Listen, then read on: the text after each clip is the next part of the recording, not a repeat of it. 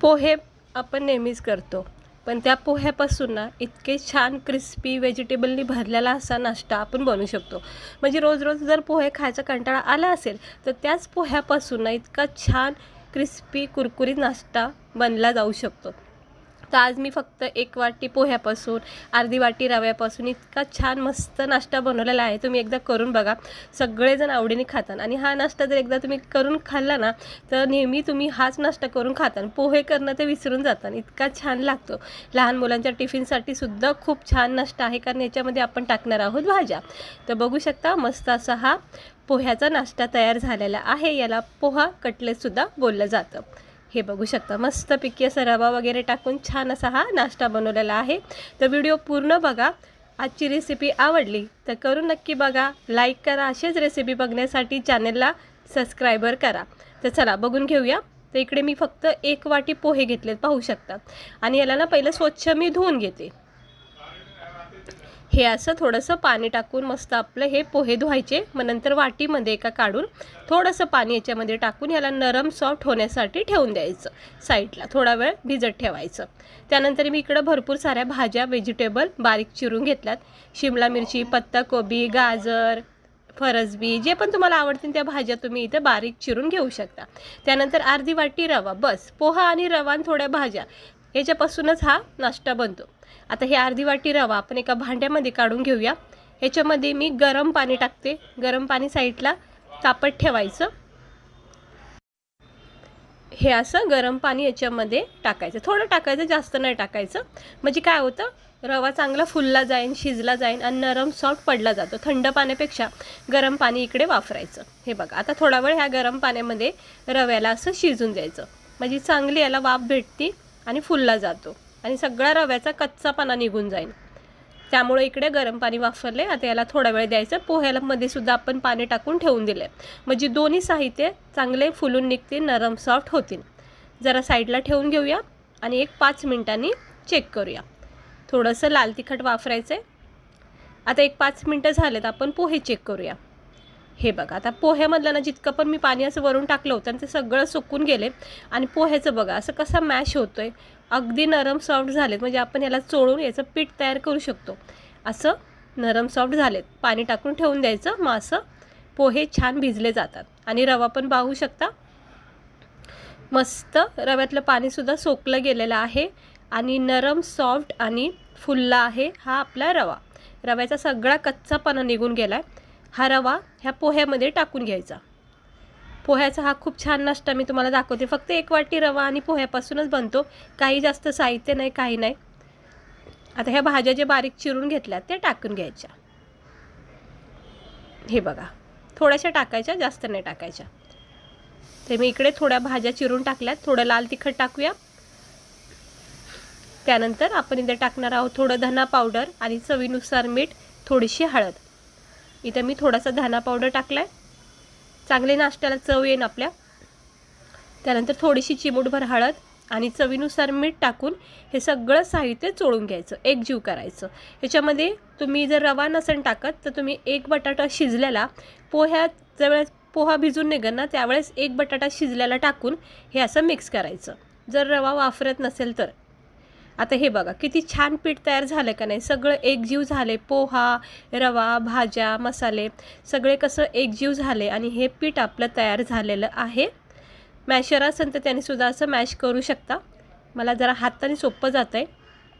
हे बघा असे गोळे बनले इतकं हे मॅश करायचं. बस याचे वडे बनवायचे तर आपल्याला, म्हणजे पोह्याची कटलेस. हे असं पीठ तयार झालं का नाही मस्त. चला आता आपण गरमागरम हे पोह्याची कटलेस तयार करूया. पॅन तापत ठेवलेला आहे. थोडंसं तेल टाकून लगेचच आपण ह्याला फ्राय करूया.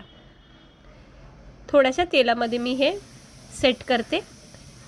पॅन तापत ठेवायचा, चांगला तापून घ्यायचा. थोडंसं तेल टाकायचं आणि मस्तपैकी असे हे पोह्याचे कटलेस फ्राय करायचे. तर इकडे मी 5 सेट केलेत.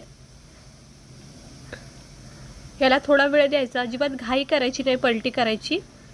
अगोदर असं चेक करायचं. हे बघा असं चेक करायचं, सुटलं गेलं की मगच पलटी करायची. आता मी याला पलटी करते. सगळी प्रोसेस हलक्या हाताने करायची, घाई अजिबात करायची नाही. हे बघा सगळे मी पलटी केलेत आणि पाहू शकता तुम्ही किती सुंदर रंग आलेला आहे. पूर्णपणे भाज्या वगैरे किती छान फ्राय होतात आणि तेलसुद्धा आपण इकडे थोडंच वापरलेलं आहे. बस असं दोन्ही साईडून कडक झाले की मग टेन्शन नाही तुटायचं. सुरुवातीचा थोडा वेळ द्यायचा, आलटी पलटी करायच्या वेळेस थोडा वेळ घ्यायचा आणि मगच पलटी करायची. कारण की टाकल्या बॅटर कसं असतं, वडे कसे ओले असतात ना, ते चिपकलेले असते, त्यामुळे त्यांना लगेच पलटी नाही करायचं. हे बघा किती सुंदर क्रिस्पी कुरकुरीत असा हा पोह्याचे कटलेट्स आपले तयार होत आहेत. याला थोडा वेळ द्यायचा आणि आता तुम्ही थोडासा गॅस वाढवला म्हणजे मीडियम केला तरी हरकत नाही. जोपर्यंत ह्याच्यामध्ये छान असा रंग येत नाही तोपर्यंत याला फ्राय करायचं. खूप चांगला नाश्ता लागतो हा पोह्याचा. करून बघा. व्हिडिओ आवडला असेल तर एकदा तरी करून बघा. 1 वाटी पोहे आणि रवा हे तर आपल्याकडे असतं. बस थोड्याशा भाज्या कट करायच्या आणि झाला तयार नाश्ता. तर मस्त असं ह्याला असं पलटी करून घेऊया. झालेला आहे कुरकुरीत भाजून. आता हे काढून घेऊया एक एक कटलेट्स. बघा किती छान रंग आलाय ना, एकदम कुरकुरीत भाजलेले आहेत, कडक झालेले आहेत. हे सगळे काढून घ्यायचे ना, असा रंग चढेपर्यंत याला फ्राय करा. सगळे आपण एक एक करून टिश्यू पेपरवर काढून ठेवूया म्हणजे एक्स्ट्रा ऑइल सगळं निघून जाईल. आणि आता हे सगळे काढून झाले की अजून 2-4 ह्याच्यामध्ये सेट करते. तेल गरमच आहे त्यामुळे आता मी 2-4 इथं सेट केलेत. हे बघा आता हे सगळे तयार करायचे आणि आपण गरमागरम प्लेटमध्ये सर्व करूया. फक्त थोडा वेळ सुरुवातीला दिला की असं लगेच न तुटता पलटी होतात.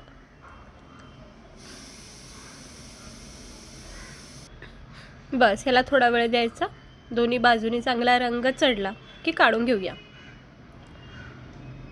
हे असं प्रेस करून चांगलं याला शेकून घ्यायचं.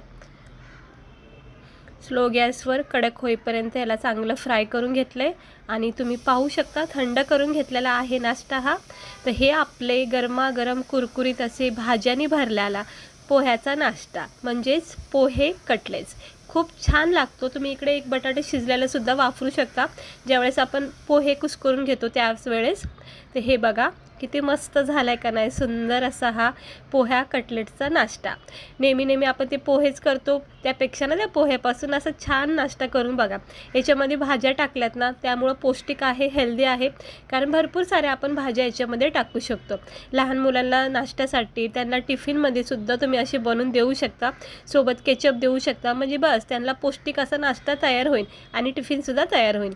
तर बघा किती छान झालाय का नाही, याची स्किन बघा किती कडक झाली आहे. हे असं फक्त भाजायचं, एवढं कडक होईपर्यंत भाजून घ्यायचं म्हणजे आतपर्यंत छान भाजलं जातं. याला तुम्ही चहासोबतसुद्धा खाऊ शकता. कोणी पाहुणे गेस्ट आले तर त्यांनासुद्धा असं बनवून देऊ शकता चहासोबत. हे बघा आतमध्ये किती रवा वगैरे सगळं शिजून निघलेलं आहे. पोहे वगैरे छान भाज्या शिजून निघलेल्या आहेत आणि हा क्रिस्पी कुरकुरीत नाश्ता करून नक्की बघा. तर गरमागरम चहासोबत किंवा केचपसोबत खोबऱ्याच्या चटणीसोबत तुम्ही याला खाऊ शकता. खूप भारी लागतो. आणि पोहे खाणं तर बघा तुम्ही एकदा करून बघा, विसरून जाता नेहमी हा नाश्ता करतानाच. तर मला तर खूप आवडतो. मला पोहे खायचा कंटाळा आला की मी हा नाश्ता तरी नक्की करते. तुम्ही नक्की करून बघा. कशी वाटली रेसिपी? आवडली असेल तर लाईक करा, चॅनलला आपल्या सबस्क्राईबर करा.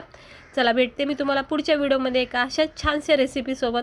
आणि इतका छान वाटला ना हा नाश्ता खाता वेळेस. क्रंचीपणा आहे, भाज्याचा एक सॉफ्टनेसपणा आहे आणि नरम सॉफ्ट जी स्टफिंग आहे ना ती खूप जाणवती. करून बघा. चला भेटते मी तुम्हाला पुढच्या व्हिडिओमध्ये. आणि ही रेसिपी आवडली असेल तर लाईक करा.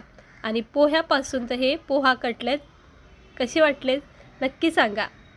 स्वस्त राहा, मस्त राहा आणि काळजी घ्या. आता मी हे घेते फिनिश. चहा वगैरे करून तुम्ही पण या सगळे खायला आणि असा नाश्ता करून बघा.